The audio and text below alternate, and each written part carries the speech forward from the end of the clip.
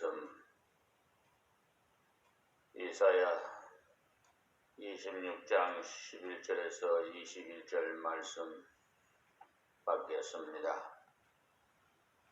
여호와여 주의 손이 높이 들릴지라도 그들이 보지 아니하나이다마는 백성을 위하시는 주의 열성을 보면 부끄러워할 것이라.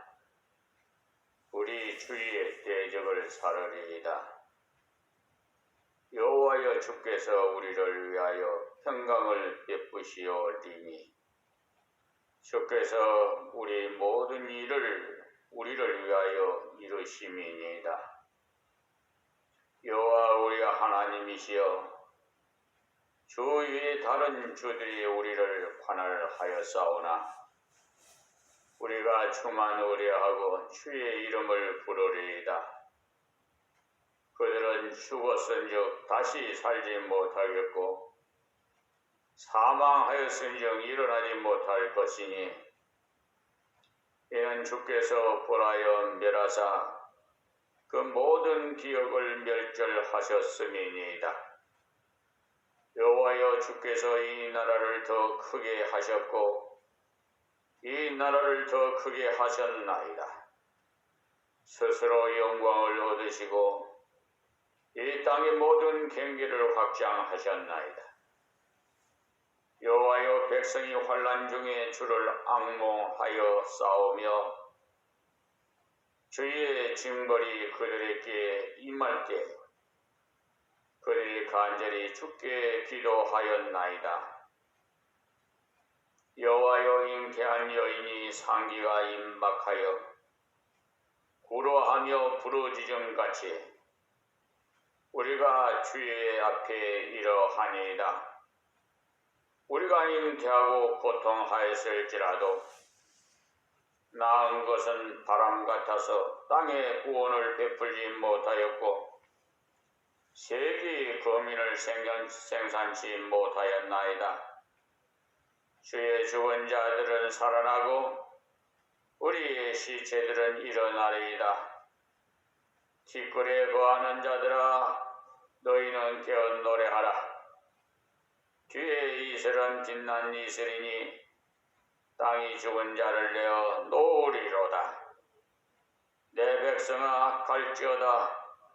네 밀실에 들어가서 네 문을 닫고 분노가 지나기까지 잠깐 숨을 지어다. 보라 여호와께서 그 처소에서 나오사 땅의 거민의 죄악을 벌하실 것이라.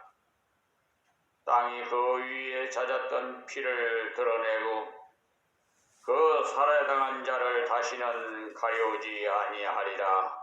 아멘. 이사야 26장 11절에서 21절 말씀입니다. 지난 시간에 말씀 주신 26장의 전반부에서는 하나님의 구속받은 백성들이 하나님께 드리는 찬미의 내용을 생활에 대해서 말씀 주셨습니다. 오늘 본문으로 묵상한 11절에서 21절까지 말씀은 이스라엘 백성들이 포로로 잡혀가기 전에 하나님께서 주신 말씀입니다. 당시 이스라엘이 하나님 말씀을 순종치 않고 물질을 의지하면서 우상을 섬겼어요. 그리고 자기의 재주를 자랑하고 인간의 세력을 섬겼으므로 우상의 나라 바빌론으로 포로로 잡혀가게 하고 인간의 무능함을 깨닫게 하시겠다는 것이었습니다. 그 후에 그들이 죄를 깨닫고 회개해서 돌아올 때 주시겠다는 것입니다. 은총에 대한 말씀이 바로 11절에서 21절까지 말씀. 그러니까 이스라엘이 포로에서 돌아오면서 하나님께서 드릴 찬미요 강구를 적은 거니까 일종의 회개자들에게 받은 은총을 고백하는 고백록과 똑같은 거죠. 그러니까 내가 회개하고 하나님께로 돌아갔더니 이러이러한 은혜를 주십니다. 이렇게 고백한 내용인 것입니다. 지금 우리는 특별한 죄를 짓지 않았으니 회개할 일이 없다고 생각하는 분들이 간혹 있습니다. 그런 사람들에게 회개하라는 말을 하면 기분이 별로 좋지 않게 생각을 해요. 회개라는 건 두 가지 요소가 있는데 하나는 죄를 원통히 여겨서 버리는 것이고 또 한 가지는 죄를 버린 후에 하나님께 온전히 돌아가 버리는 겁니다. 그것은 하나님을 온전히 의지하는 것이고 하나님께 자기를 온전히 맡기는 것입니다. 그렇게 하는 것이 회개의 완전한 모습이에요. 그렇기 때문에 성도는 주님 오실 때까지 날마다 자기를 돌아보며 회개해야 돼요. 멸망받을까봐, 지옥 갈까봐 회개하는 것이 아니고 성화를 위한 것이에요. 예수님이 말씀하시기를 이미 모욕한 자는 발밖에 씻을 것이 없다고 하셨는데 이미 모욕한 자라는 건 중생한 자를 말하는 거예요. 이미 지은 모든 죄와 원죄까지 다 사함받았음을 말합니다. 그러나 이 땅 위를 살아가는 동안에는 나도 모르는 사이에 모욕한 자의 발에는 먼지가 묻는 것처럼 자신도 모르는 사이에 하나님을 의지하지 않고 세상을 의지하고 돈을 의지하고 주위의 환경을 의지하는 수가 있어요. 그럴 때 그런 생활이 하나님의 은혜를 저버리는 생활이라는 것을 깨달으시고 다시 생활 하나를 점점 점검하면서 자신이 하나님을 의지하지 않았던 것을 회개하는 것이 발을 매일 씻는 것과 같은 것입니다. 하나님을 모르는 자는 하나님을 대적하는 생활을 한 것, 그러니까 하나님을 믿지 않는 불신을 가지고 살아온 죄가 가장 큽니다. 히브리서를 읽어보시면 이스라엘이 애굽에서 광야를 거쳐 나올 때 품었던 죄 중에 표식적인 죄가 바로 믿지 않은 악심이라고 히브리서 3장 7절에서 12절에 말씀했습니다. 왜냐하니 하나님께서 그들에게 계속해서 믿을 만한 것을 주셨는데도 불구하고 자꾸 의심하면서 믿지 못하고 염려 걱정을 했기 때문에 하나님께서 홍해를 이적으로 건너게 해주셨는데 그렇게 얻은 생명이 유지할 양식을 왜 안 주시겠어요? 그러니 하나님은 생명을 유지할 뿐만 아니라 더욱 발전해 나갈 수 있는 은혜까지 주실 것이 틀림없는 것 아닙니까? 그런데 이스라엘은 하나님을 불신했어요. 지금 우리도 그런 불신의 죄를 짓기 쉬워요. 몸이 아플 때도 먼저 하나님께 기도할 생각은 하지 않고 흔히 병원 생각부터 먼저 해요. 또 물질이 없어서 생활이 어려우면 누구에게 돈을 꾸려갈까 이런 생각부터 해요. 가정에 어려움이 생기면 왜 이런 일이 생겼을까 하면서 걱정만 하고 하나님께 기도할 생각은 하지 않아요. 그런 것이 다 불신의 죄. 그 때문에 성도는 매일매일 자신을 살펴 우리가 불신앙으로 살면은 성령이 은혜롭게 역사하지 않습니다. 그래서 성령의 열매인 사랑과 희락과 화평이 나타나지 않아요. 불신으로 살 때는 성령이 우리 속에는 근심케 해요. 그 때문에 우리의 마음도 괴롭고 그것이 바로 회개하라는 성령의 권고인 겁니다. 그런데 우리 인생들이 무지해서 그걸 깨닫지도 못하고 자꾸 원망과 불평만 하지요. 그 원인을 알아야 되는데 깨달아야 되는데 그러니까 권고인 것을 깨닫고 회개하면 하나님께서 은혜를 다시 주시는데 어떤 은혜를 주시는지 11절부터 나옵니다.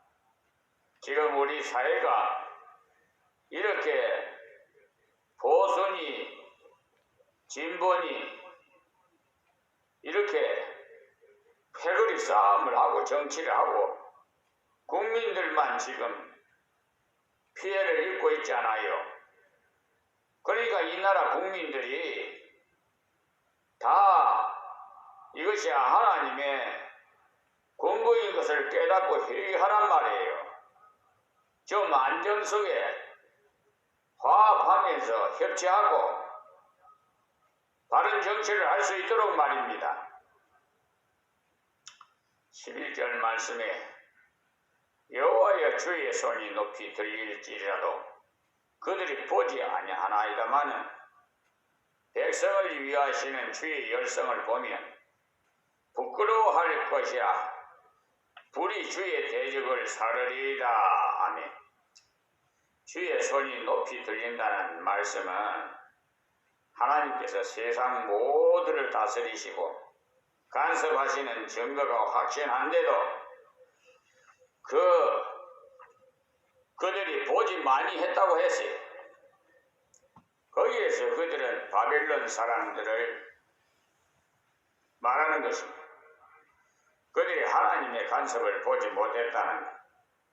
이스라엘을 괴롭히던 바벨론, 지금으로 말하면 하나님 백성을 대적하는 세상 세력들, 그 세력들을 말하는 거예요. 그러니 성도를 괴롭히는 물질, 성도를 괴롭히는 병마 등등 성도를 괴롭히는 모든 것이 바벨론에 속하는 것입니다. 그런 것들이 우리를 넘어뜨릴 것 같습니다마는 주의 백성이 회개하니까 백성을 위하시는 주의 열성을 보면 부끄러워할 것이라 이렇게 말씀하셨어요.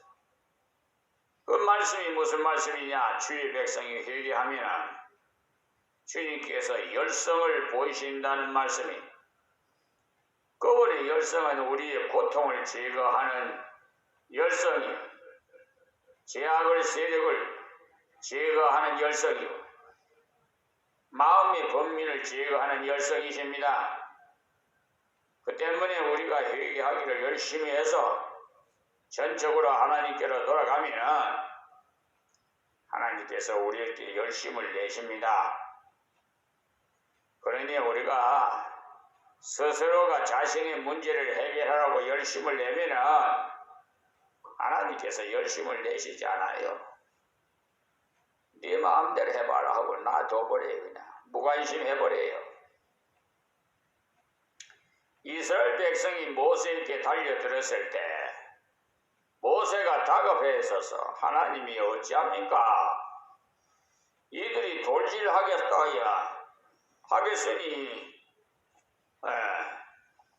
그러니 어떻게 하나님께서 가만히 서서 나의 구원을 보라고 하셨어요. 가만히 서라는 말씀은 하나님을 전적으로 의지하라는 말씀이, 백성이 불신해서 모세를 원망합니다. 모세의 마음도 불평스러운 마음이 됩니다. 그때 모세에게 너는 가만히 있어서 나의 구원을 보라 이렇게 하시는데 그것이 바로 하나님의 열성을 보라는.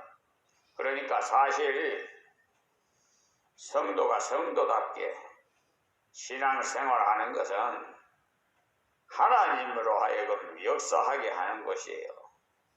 하나님의 말씀이, 하나님의 그 성령이, 하나님의 능력이 역사하게 하는 것입니다. 그래서 우리는 하나님의 능력의 통로가 되는 것이지요. 그러나 성도는 하나님께 기도해서 성령님이 역사하시도록 구해야 합니다. 주의 열성을 보면 부끄러워할 것이라 말씀합니다. 왜 그렇습니까? 자기들 생각에는 바빌론이 천년만년 지배할 것 같이 큰 소리치며 이스라엘께 고통을 주었어요. 지금 정부도 윤석열 정부도 윤석열도 권좌에서 5년이면 물러나게 돼 있어요. 평생 그 권좌에 있지 않아요. 음지가 양지되고 양지가 음지되는 그런 현상이 지금 있어서 진보가 통치하다가 보수가 지금 보수로 바뀌었잖아요. 사실은 바빌론이 제가 잘나서 이스라엘께 고통을 줄 수 있었던 것이 아니고 이스라엘 백성이 하나님을 의지하지 않았기 때문에 그렇게 할 수 있었던 겁니다. 지금도 마찬가지예요. 하나님 백성들이 때로 세상 사람들에게 조롱도 당하고 비판도 받는데 세상이 잘나서 그런 것이 아니고 하나님 백성이 옳게 살지 않으니까 세상이 비판하도록 하나님께서 놔두는 것입니다. 왜냐? 세상에게 맞고서라도 회개하라고, 하나님 품으로 돌아오라고, 세상 세력의 만용을 어느 정도 허용하시는 거예요. 이스라엘이 회개하고 하나님께 돌아오니까 하나님께서 이스라엘을 위해서 열심을 내시니까 이스라엘을 제 마음대로 간섭하던 바벨론이 부끄러워지지요. 불이 주의 대적을 사르리이다. 사른다는 말은 씹쓴다는 말로서 불이 붙어가 지나가면 아무것도 남기지 않고 타버리는 것처럼 괴로움의 세력, 조롱의 세력인 바벨론이 물러간다는 말씀입니다. 그러니까 11절은 하나님의 백성이 하나님 앞에 회개할 때 조롱하던 세력들이 부끄럽게 된다는 것입니다. 그러므로 여러분이 떳떳하게 걸어가려면 하나님 앞에 바르게 서서 믿음으로 살아야 돼요. 그렇게 살 때 세상이 부끄러워합니다. 세상을 향하여 책망할 수 있습니다. 그 다음 12절 말씀입니다. 여호와여 주께서 우리를 위하여 평강을 베푸시오리니 주께서 우리 모든 일을 우리를 위하여 이루심이니이다. 아멘. 회개하는 자에게 두 번째로 주시는 것이 평강이에요.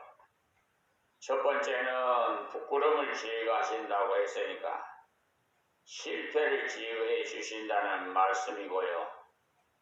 만약에 하나님께서 죄와 부끄러움을 제거해 주시고 그냥 두신다면 우리 스스로는 세상을 헤치고 나갈 수가 없습니다. 부끄러움을 씻은 사람은 세상을 담대히 걸어갈 능력이 있어야 돼요. 그래서 하나님께서 부끄러운 일, 어려운 일을 제거해 주시고는 평강을 베풀어 주세요. 왜 평강을 베푸시느냐? 하나님께서 나와 함께 하시는 것을 알라고 평강을 주시는 겁니다. 여러분들이 기도했더니 그 기도가 이루어졌습니까? 그 기도가 이루어진 것보다 더 기쁜 것은 하나님께서 나와 함께 하시면 나의 기도를 들으시는구나 하는 것을 깨닫는 점입니다. 하나님이 함께 하신다. 그런 증거로 우리 마음을 편안하도록 지배해 주세요. 참으로 놀라운 사실은 이들이 회개하고 하나님께 돌아가 깨닫고 보니 모든 일을 자기를 위해 하나님께서 계획하고 계신다는 사실, 세상에 되어가는 모든 일들조차 나를 위해 하나님께서 계획하시고 운행하시는구나 라는 것을 깨달았습니다. 사실 그렇습니다. 하나님께서 이 땅을 지으실 때는 자기 백성을 위해서 지어주셨어요. 그런데 아담과 하와가 타락을 했습니다. 이 타락한 아담과 하와를 회개하게 해서 다시 하나님 앞에 서게 하셨어요. 지금도 마찬가지입니다. 하나님께서 자기 백성들로 하여금 하나님 앞에 바르게 서도록 간섭하시고는 자기 백성들을 중심해서 세계사를 움직여 가신다는 사실을 아시기 바랍니다. 어떻게 보면은 당돌한 말이라 시켰지만은 사실이에요. 이 사실을 생각해 보면은 나라는 존재가 굉장하다는 것을 알 수 있어요. 하나님께서 자기 백성인 나를 중심해서 나의 주위를 움직여 주신다는 사실, 이거 정말 놀라운 일 아닙니까? 여러분들이 하나님 앞에 바르게 서 있으면 이 놀라운 사실을 발견하게 돼요. 제가 군대 갔을 때 이런 경험을 많이 했습니다. 갑자기 어려운 일을 부딪혀서 기도를 했더니 하필 부대 안에 다른 문제가 생기게 하셔서 나의 어려움을 벗겨주시고, 그럴 때 하나님이여 우리 부대를 움직여서까지 나를 도와주시는구나, 이런 사실을 아니까 마음이 얼마나 편안했든지. 그래서 성도가 하나님 앞에 바르게만 서 있으면 자신 같은 작은 존재가 하나님 앞에서는 굉장히 귀중하다는 사실을 알 수가 있어요. 그래서 하나님 백성을 건드는 자가